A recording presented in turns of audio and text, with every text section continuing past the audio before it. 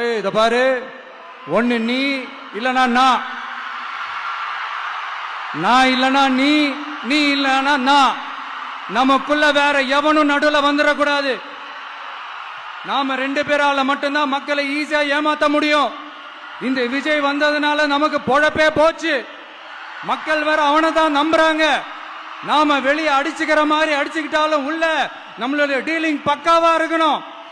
மக்களோட ஃபீலிங்ஸ பத்திலாம் நமக்கு கவலை இல்லை. நமக்கு டீலிங் தான் முக்கியம். மாத்தி மாத்தி ஆட்சிக்கு வந்துடலாம்னு நினைச்சோம், ஆனா அது நடக்காது போல் இருக்கு. அதனால நீ என்ன பண்ற? எஸ்ஓபின்னு போட்டு ஒரு பக்கம் அவனை தடுத்துரு, இன்னொரு பக்கம் அவன் மேல பழி போட்டு நானும் தடுத்துறேன்.